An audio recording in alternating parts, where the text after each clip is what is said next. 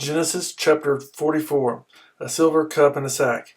Now Joseph gave these instructions to the steward of his house. Fill the men's sacks with as much food as they can carry, and put each man's silver in the mouth of his sack. Then put my cup, the silver one, in the mouth of the youngest one's sack, along with the silver for his grain. And he did as Joseph said. As morning dawned, the men were sent on their way with their donkeys. They had not gone far from the city when Joseph said to his steward, "Go after those men at once, and when you catch up with them, say to them, 'Why have you repaid good with evil? Isn't this the cup my master drinks from, and also uses for divination? This is a wicked thing you have done.'" When he caught up with them, he repeated these words to them, but they said to him, "Why does my lord say such things? Far be it from your servants to do anything like that. We even brought back to you from the land of Canaan the silver we found inside the mouths of our sacks. So why would we steal silver or gold from your master's house?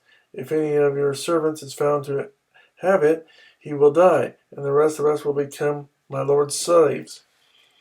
"Very well then," he said, "let it be as you say. Whoever is found to have it will become my slave. The rest of you will be free from blame." Each of them quickly lowered his sack to the ground and opened it. Then the steward proceeded to search, beginning with the oldest and ending with the youngest, and the cup was found in Benjamin's sack. At this they tore their clothes. Then they all loaded their donkeys and returned to the city.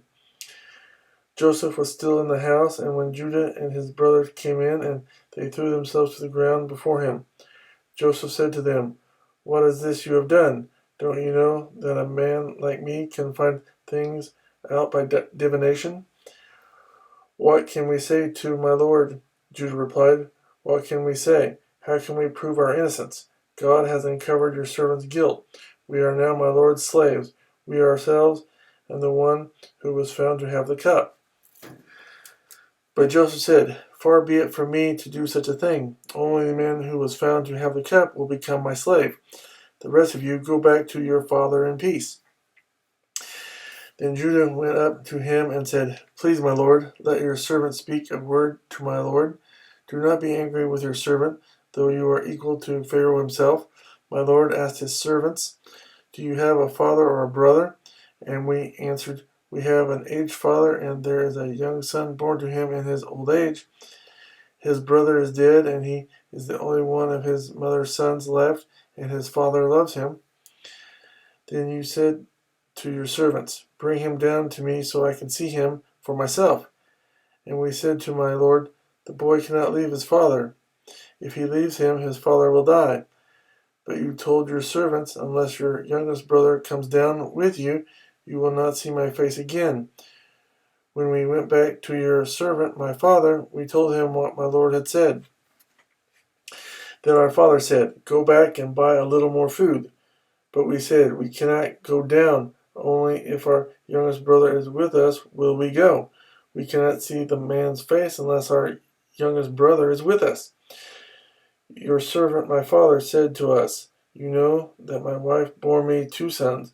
One of them went away from me, and I said, 'He has surely been torn to pieces,' and I have not seen him since.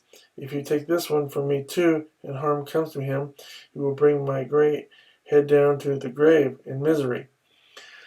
So now, if the boy is not with us when I go back to your servant, my father, and if my father, whose life is closely bound up with the boy's life, sees that the boy isn't there, he will die. Your servants will bring the gray head of our father down to the grave in sorrow." Your servant guaranteed the boy's safety to my father.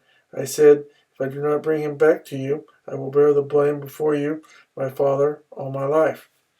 Now then, please let your servant remain here as my lord's slave in place of the boy, and let the boy return with his brothers." "How can I go back to my father if the boy is not with me?"